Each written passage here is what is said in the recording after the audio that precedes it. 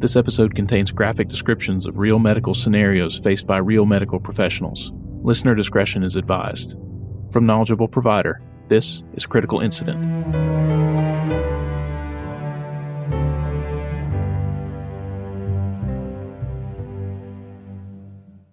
Hey, welcome back to Critical Incident from Knowledgeable Provider. I'm your host, Jody Marks. The other day, I did an interview with Michael David Smith, the retired EMA director of Colbert County. We talked about the crash of AirVac 16. Have a recording of a couple more conversations of his that I want to play for you in future episodes. But just going over there and being in Cherokee and talking with him about some of the things we did when we were kids over there just made me think about all the stuff you get into as a volunteer responder. And I did that for, I guess, roughly 5-6 years from the time I was in 10th grade to, I guess, when I finished college, really. It's interesting now looking back how that time and some of the calls I ran, some of the things I got to do really have stuck with me more than things that I did later on in my career. And I worked in Huntsville as a paramedic full-time for 6 years and part-time for another 5 years. And I ran like a ton more calls here than I ever did as a volunteer. But I think just the combination of being so young and everything being new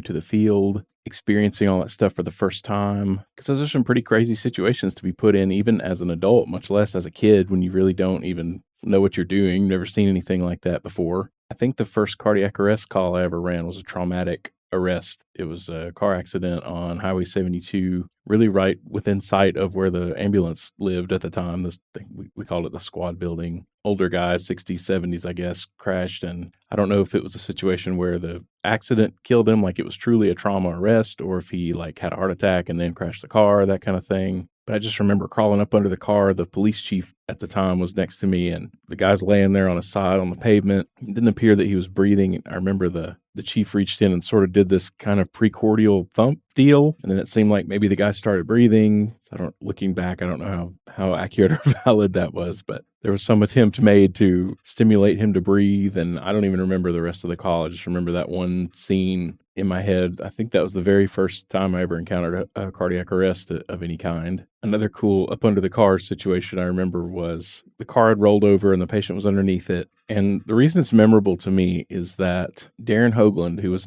now the chief of the fire department there, used the spreader tool to lift the car up so that we could get under there to the patient. And I still don't really understand how he managed to do that by himself, because the spreader tool that we had at that point, and this is like the big hydraulic spreader cutter, jaws of life kind of tool. And these days, those cutters and spreaders are like, for the most part, I think are handheld, electric battery powered, almost like a home, hedge clipper or something. Like they're that size tool where they're made for one person to be able to use. And they're not super heavy and they're not connected to anything else. But that tool that we had at that time was this big monster steel heavy thing. I'm not sure how much it weighed. I think I would probably be exaggerating if I just threw out a weight, but it was heavy. Like one person could pick it up and carry it, but it was really designed to be used by two people. Typically when we used it to cut up cars and cut people out of cars and stuff, the handle on it was wide enough so two people could hold it at the same time. And so typically you would have two people holding this thing. And then it also had to be connected to a hydraulic pump. So it's this little gasoline powered, small engine, self-contained deal, sort of looked like a generator. And so you had these long hoses that you had to connect to the pump, pull start the little pump, the gasoline powered pump, and then you could run the tool. And Darren somehow got the tool and the pump out of the fire truck and came running down to where we were, set the whole thing up by himself, ran the tool under there by himself, and raised the car up quickly. That was like a superhuman feat. I have no idea how he managed to do that. Just adrenaline and experience and practice, I guess. But the car was off the road, like in a field or something, and it was wet. It was muddy. And so he gets the car raised up and you can see the tool slipping. Like he probably put some kind of metal plate underneath the tool. And then of course, one side of the jaw was on this plate and one was on the car lifting it up. And you could just see the tool sliding in the mud. Like you could see the whole thing was about to fall and drop this car back down on the patient and on us now at this point. And I remember somebody goes, I think we're going to have to make an emergency move here. And I'm not prone to making smart ass comments on the scene in the middle of stuff like that. But I remember going, you think? So we snatched the patient out of there before the car fell back down, and I don't remember anything else that happened. I don't know what was wrong with the patient or what happened to him or anything, but quite an adventure just getting her or him, I don't even remember that, out from under that car. Another little adventure that comes to mind is one day we get this call for a guy on the train tracks, like somebody passed out or dead or, laying on the train tracks. And so we come pulling up in the ambulance, and it's just like, you couldn't have staged this better for a movie. We pull up to the crossing where the road crosses the tracks, look to the left. You can see the guy down there. He's maybe, 50 yards away from where we were laying on the railroad tracks. Look down the other way, and here comes the train.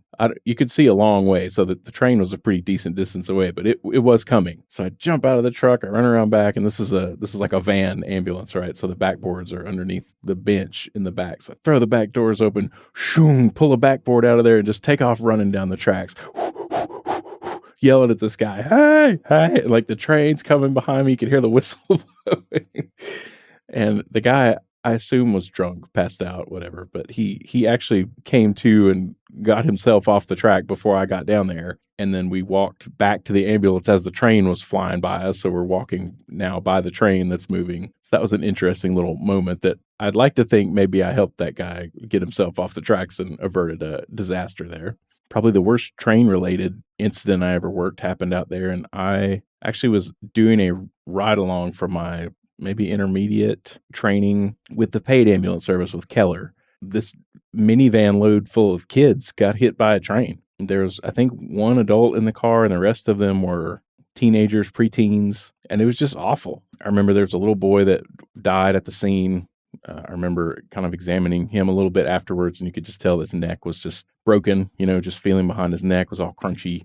And he was he was immediately dead. I think he might have been 12. I think a 14-year-old girl maybe got flown from the scene by helicopter. I think she ended up dying. I don't think the adult died, but I don't remember seeing them. But there were like 3-4 patients at least. It was really just a horrible situation. And I guess the reason I remember that I was a student was that I intubated one of the girls that was involved. And at the time, that was by far the youngest person I'd ever tried to intubate. And I was a student, and I was the rescue squad, the ambulance and the equipment that I was more familiar with was there, but I was having to use the equipment off of the Keller ambulance that I was not as familiar with. And everything just felt backwards. Like I was with people I knew, but I was using unfamiliar equipment, and the whole thing just kind of felt off. But I was very proud of myself for getting down there and intubating that patient while my paramedic preceptor was actually off doing something else. So I felt pretty good about that part of the story, at least, even though the rest of it was just tragic and awful. What we heard afterward was that somehow one of the children was actually driving the vehicle. Like there was a 14-year-old maybe driving the minivan, and that's why, that's how they managed to get stuck across the tracks in the first place. I don't know how that happened, but just an awful train-related incident that happened out there. Cherokee's close to the Tennessee River, and so we ended up going on drownings. The rescue squad had a boat, and we would go out and try to help people who got stranded in their boats, or if somebody drowned, we'd go out and actually drag for the body, right? Try to look for the body. We didn't have any super fancy sonar or cameras, anything like they use now. Really, we had this gigantic hook that we would throw off the back of the boat and just drag it along the bottom. And sometimes we would try to use the boat's depth finder, but it wasn't it wasn't any piece of equipment that was actually made for that. It was just a regular depth finder. And I was lucky enough to never be around when they actually pulled a body out of the water. I've heard that's like the most horrible thing, but all I ever did was just ride around the boat. Cardiac arrests out there were always an adventure because it was very long response times, right? So, you'd be at home doing whatever, you get the call, maybe it takes 10 minutes, 20 minutes, who knows, for everybody to get to the station, then you get in the ambulance, then you drive the 10, 20, 30, 40 minutes to the call. So by the time we get there, it may have been a long time. Somebody may have been down for a long time. So the chances of getting any kind of return of spontaneous circulation back in those situations are just minuscule anyway. And then in our situation out there, mostly what we had were basic EMTs, not paramedics. The squad was an ALS service. We had all the drugs and IV stuff and all the equipment, cardiac monitor, blah, blah, blah. But typically we did not have an ALS provider. It was usually a basic EMT and then an ambulance driver, an EVOC driver. And then if there was a third person, they called him a rookie, or really it was like an explorer. And that was my role. Initially, it was to be that third person. Typically with cardiac arrest, if we didn't have a paramedic, which we mostly never did, we would respond, and then an ambulance from the Shoals, a Keller ambulance, would also respond. So typically what happened is we went to the scene, started the care of the patient, loaded them up, took off, and then we stopped like literally in the median in the middle of the highway somewhere, transfer the patient from our ambulance into the Helen Keller ambulance, and then we'd all go to the hospital together. Sometimes the Keller medic would jump on our truck, but typically we actually had to move the patient from one ambulance to another. So you can see how like trying to continue CPR and do all that through all this that's happening was a challenge. And back then too, there wasn't the same emphasis on high quality chest compressions that we have now. We understand now that keeping those high quality chest compressions going is like the secret to having a good outcome for cardiac arrest if it's possible. Even over the course of my career, I saw that getting a pulse back, getting return of spontaneous circulation back on a cardiac arrest went from something that people never saw in their entire careers to something that was almost expected. By the end of my time in EMS, with HIMSE's focus on high quality chest compressions and continuing those in an uninterrupted manner, and then especially once we got the pneumatic Lucas devices, it was sort of like expected that you were going to get a pulse back. Like that was the expected outcome, assuming there were no extremely dire circumstances or anything. So that was a pretty neat change to see. But back in the day, back in volunteer days, that was not the case. So we would go out there and start doing everything, CPR, try to start moving the patient. The thing about not having an ALS provider is that nobody can intubate the patient. So you're trying to do CPR and ventilate the patient without an advanced airway, which can be done, but it's just difficult and it's messy. And especially if your technique's not right, you end up putting a bunch of air in the patient's stomach and then they vomit all over the place. And then that makes it even harder to get a seal on your mask. And it just turns into this big, horrible mess. And, we do a little CPR and then move the patient onto the board or whatever, and then do a little CPR and put them on the stretcher, and then do a little more CPR and then move them to the truck, put them in the truck. We'd stop compressions anytime we had to really move the patient, or anytime it was like not convenient to do compressions. We'd stop compressions when somebody was trying to intubate. We just didn't understand that you had to keep the compressions going if you wanted to do any good, which again, in those situations, we probably weren't going to do much good anyway. But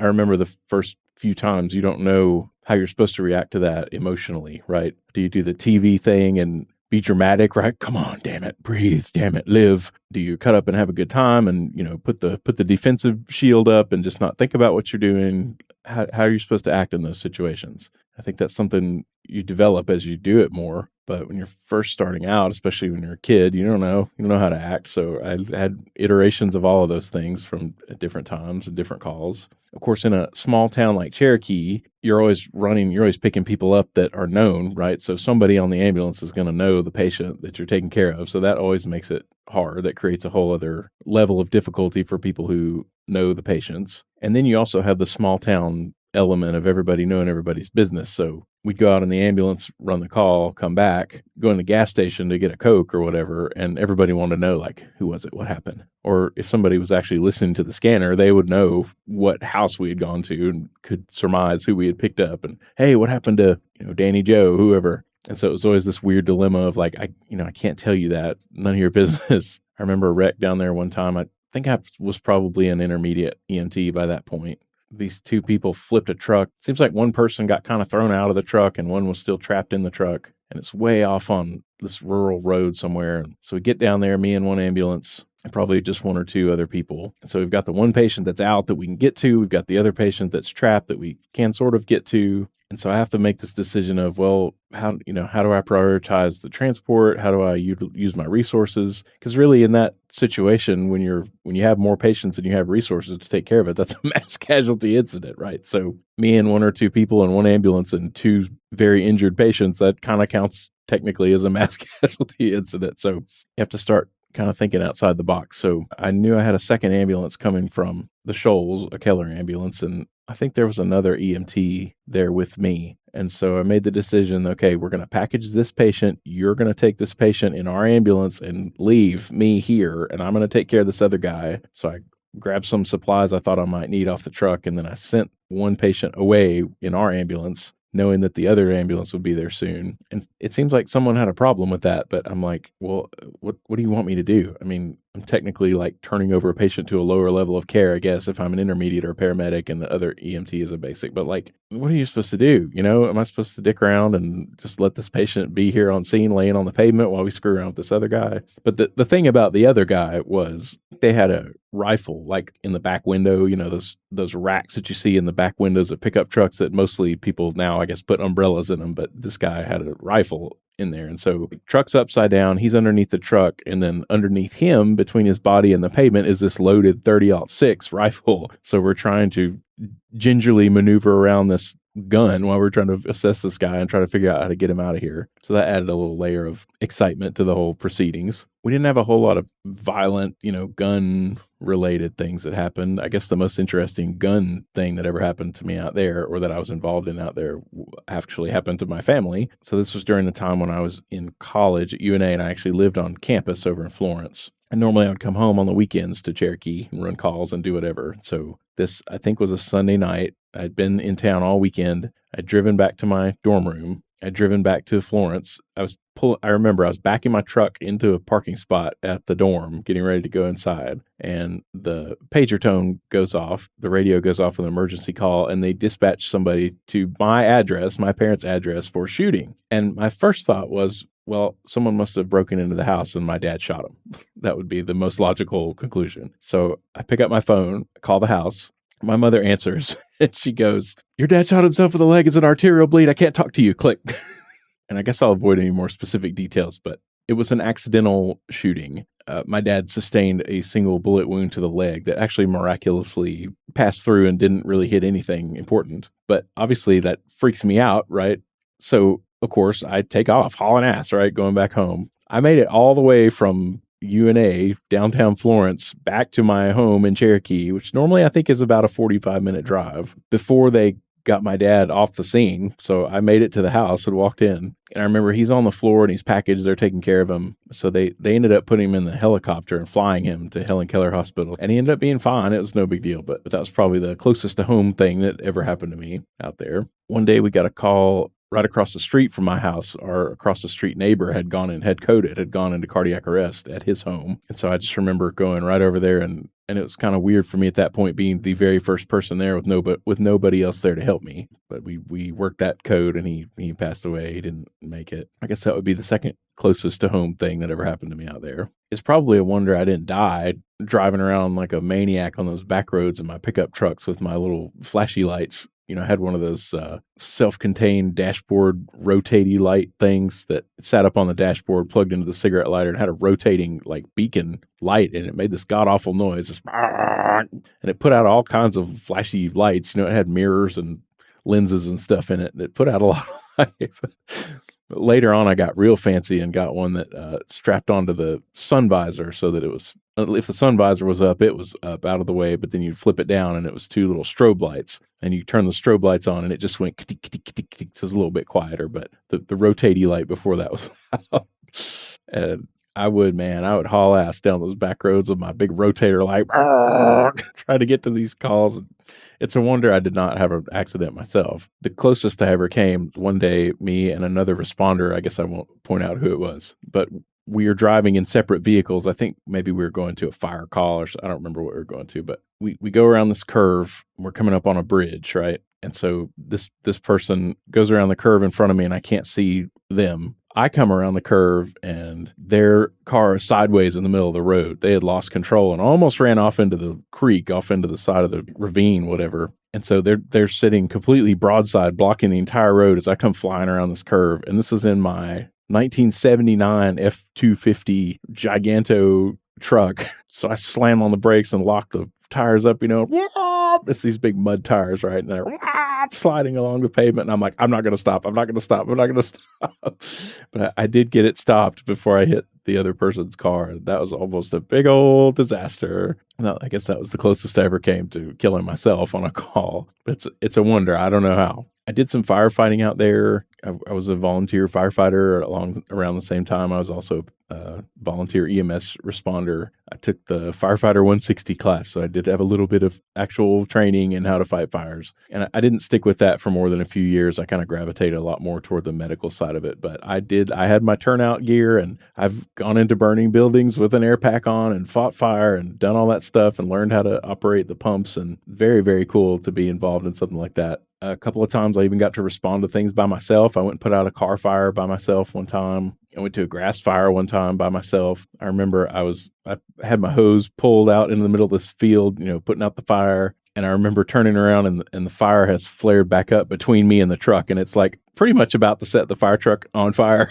So I go running back through the field, and it's like, I'm sure it looked pretty hysterical, my big ass, trying to run across this field in turnout gear, dragging a fire hose in order to save my fire truck from being burned up. And I did. It didn't burn up. I did get a fire truck stuck in the mud one time. We had an assignment to supply water to this crew that was, I think they were pressure washing in the middle of the city park, but there was no water source there. And so they had us take a fire truck down there and sit there and be their water tank. And I remember whoever was instructing me on how to do this was like, okay, you park the truck here in the parking lot, run the hose across the field to where they are, and they'll connect to it and get the water. And I thought, well, that's crazy. Why pull all this hose when I can just drive the truck over there to where they are? The answer being that the ground was too soft. It was soil. But that's what I did. And I did it successfully one or two times. I moved the truck back there and pumped out all the water and went and got more water, and everything was fine. But sure enough, I got down there and the wheels started spinning. I couldn't move. And so my brilliant idea was,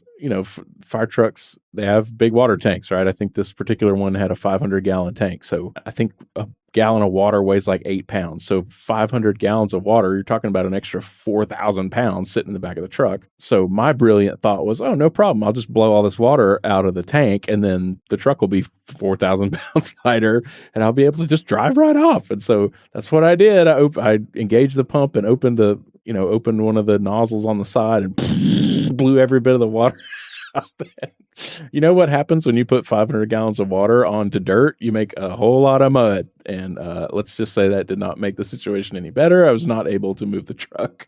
So I had to do the walk of shame, the call of shame, call somebody in charge and be like, I got the truck stuck in the mud down here. And they had to call a tow truck to come drag it out. And there were these huge ruts through the middle of the city park. Like for months after that, every time I drove by there, I would just look and go, I did that. I'm sorry. But somehow I think that's the only time I ever really screwed up and did any damage to anything. It's a wonder that I did not crash every vehicle we had and tear up every piece of equipment that we had. So anyway, that's all my rambling about telling war stories from back in the day when I was a kid. The episode with Dylan Kessler, where he was talking about doing emergent surgical cricothyrotomy, we were talking about whether or not it's a good idea for people to get into the field very young. And he was very adamant that no, children should not be doing this. It's not a good idea. It's not good for your mental health. And I guess I agree with that. I remember having some issues kind of dealing with some of the things that I saw and was trying to learn about and deal with, in the emergency response field at the same time that I was in high school trying to do high school things. And I remember having some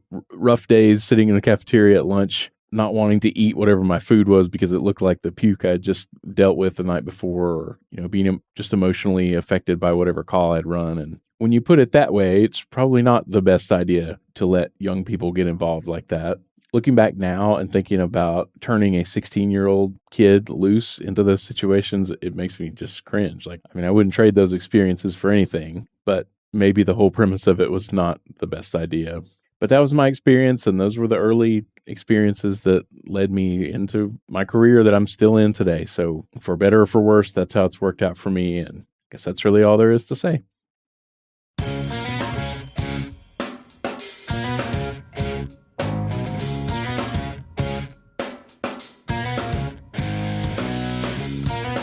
I would love to share your critical incident on the podcast.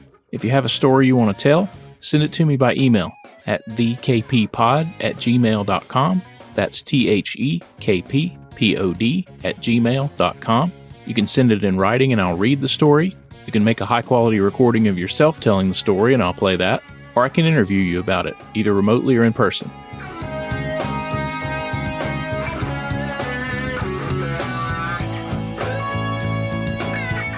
Thank you for listening, and as always, stay safe, take care of yourself, and take care of your patients in that order.